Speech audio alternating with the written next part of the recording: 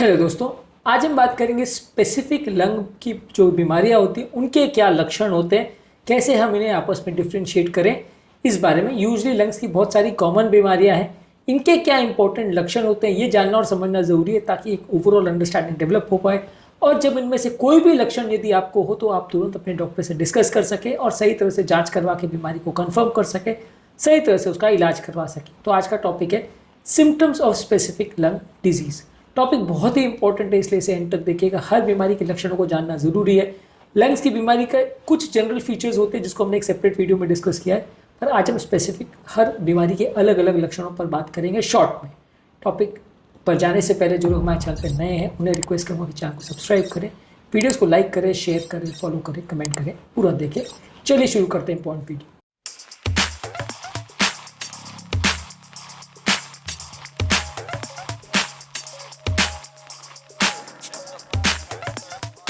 सबसे पहला chronic obstructive airway disease यानी क्रॉनिक ऑब्स्ट्रक्टिव पल्मोनरी डिजीज़, जो कि लंग्स की बीमारी में सबसे कॉमन बीमारियां मानी जाती है। इसमें आपको कंटिन्यूस या रिकरेंट खांसी होगी। ज़्यादातर ये खांसी विंटर के महीने में होती है और ज़्यादातर हर साल विंटर में होती है और समर के टाइम ठीक हो जाती है। कंटिन्यूस खांसी होती है, ज़्यादातर ये सुबह के टाइम खांसी देखने को ज़्यादा मिलती है। यदि इस तरह का व्यक्ति को सिम्टम है और खासकर स्मोकिंग की अगर हिस्ट्री है तो वैसे व्यक्ति को क्रॉनिक ऑब्स्ट्रक्टिव एयरवे डिजीज यानी COAD होने का चांस है।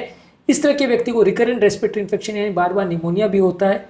इस तरह के व्यक्ति को श्वास फूलने की तकलीफ, बार बार वीजिंग की साउंड आने का साइन हो सकता है। और एम्फाइसीमा के पेशेंट्स में लंग जो है वो बैरल शेप्ड हो जाता है, यानी एक टंकी जैसा शेप हो जाता है, एक ट्यूब जैसा शेप हो जाता है। अगर इस तरह का आपका चेस्ट का शेप चेंज हो रहा है तो ये सारी चीज़ें जो है ऑब्स्ट्रक्टिव एयरवे डिजीज की तरफ पॉइंट करेगी और ये व्यक्ति को जाँच की ज़रूरत है। इसी तरह से जो एस्थमा होता है वो लगभग सिमिलर फीचर्स होते हैं। बचपन में ज़्यादातर एलर्जी रिलेटेड होता है। इस तरह के पेशेंट्स को वीजिंग होती है, सांस फूलने का प्रॉब्लम होगा, छाती में टाइटनेस होगा, खांसी बार बार होगी और किसी स्पेसिफिक एलर्जी चीज़ की वजह से या किसी एक्सरसाइज की वजह से ट्रिगर होगा।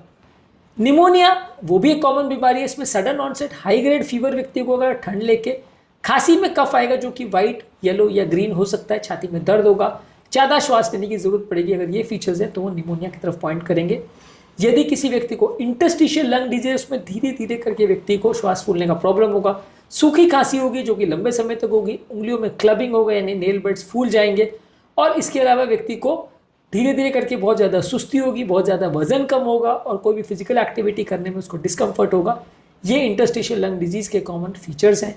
इसी तरह से लंग कैंसर के फीचर्स में व्यक्ति को खांसी होगी और खांसी में ब्लड आ सकता है, हेमोप्टासिस हो सकती है, व्यक्ति की आवाज़ चेंज हो जाएगी, छाती में दर्द होगा और बहुत ज़्यादा वेट लॉस होगा, बहुत ज़्यादा कमजोरी, सुस्ती होगी। ये सारी चीज़ें इस बात पे डिपेंड करती है कि कैंसर कितना है, किस स्टेज पे है और कहाँ से आया है, कोई और सोर्स से आया है कि नहीं। ये सारी चीज़ों पे सिम्टम्स कई बार डिपेंड करते हैं। एक और बीमारी है पल्मोनरी एम्बोलिज्म। इसमें सडन ऑनसेट शार्प पेन होगा व्यक्ति को छाती में, सडन श्वास फूलेगी, श्वास ज़्यादा फूलेगी, छाती में दर्द कम होगा, धड़कन बहुत ज़्यादा बढ़ जाएगी और ऐसे व्यक्ति को रीसेंट हिस्ट्री होगा कि वो बिस्तर पे पड़ा हो, रीसेंट कोई सर्जरी हो, इमोबिलिटी हो या पाँव में सूजन या डीप वेनस थ्रोम्बोसिस की हिस्ट्री हो, तो ये सब इसकी तरफ पॉइंट करेगा। इसी तरह से कुछ ऑक्यूपेशनल डिजीजेज जैसे सिलिकोसिस, एस्बेस्टोसिस, ये ज़्यादातर ऑब्वियसली क्लियर कट इनकी हिस्ट्री होती है कि जो व्यक्ति उस तरह के एरिया में काम कर रहा है जहाँ सिलिका या एस्बेस्टोस का एक्सपोजर है उसी को होगा। सिलिकोसिस में व्यक्ति को क्रॉनिक कफ होगा, लंबे समय तक खांसी होगी, सांस फूलने का तकलीफ होगा, बार बार रेस्पिरेटरी ट्रैक्ट इन्फेक्शन होंगे और व्यक्ति को क्लियर कट सिलिका एक्सपोजर की लॉन्ग स्टैंडिंग हिस्ट्री होगी। ज़्यादातर माइनिंग या कंस्ट्रक्शन में काम करने वाले लोग को इस तरह का प्रॉब्लम होता है। इसी तरह से जो एस्बेस्टोस की फैक्ट्रीज में काम करते हैं उस तरह को व्यक्ति को ज़्यादातर जो शिपयार्ड में या कंस्ट्रक्शन लाइन में होते हैं वहाँ पे एस्बेस्टोस का काम ज़्यादा होता है। वहाँ पे भी व्यक्ति को सांस फूलने का प्रॉब्लम, परसिस्टेंट ड्राई कॉफ हो सकता है, छाती में भारीपन का एहसास हो सकता है और वैसे व्यक्ति को जब आप इवैल्यूएट करते हो तो वहाँ पे इनहेलेशन की हिस्ट्री मिलेगी, रेगुलर एस्बेस्टोस की एक्सपोजर की हिस्ट्री मिलेगी और बाद में उसे आप कंफर्म करके पता कर सकते हो कि व्यक्ति को एस्बेस्टोसिस है या नहीं। तो आज के टॉपिक में बहुत शॉर्ट में हमने सारे बीमारियाँ कॉमन जो होती है लंग्स की उसके सिम्टम्स पर बात करी। इनके जनरल सिम्टम्स पर ऑलरेडी हमने एक सेपरेट वीडियो किया जो कि आप हमारे चैनल पर देख सकते हैं। आज शॉर्ट में हमने सारी जो लंग्स की अलग अलग बीमारियाँ उसके लक्षणों पर बात करी। ये सभी बीमारियों पर हमने सेपरेट वीडियो किया और वहाँ पे हमने लक्षणों को डिटेल में डिस्कस किया है। आप वो सारे सेपरेट वीडियोस को चेकआउट कर सकते हैं। आज का वीडियो का लक्ष्य खाली कंपेरेटिव एनालिसिस करवाने का था कि आपको थोड़ा शॉर्ट में पता चल जाए कि कहाँ कहाँ कौन कौन सी लंग्स की बीमारी में क्या क्या लक्षण होते हैं।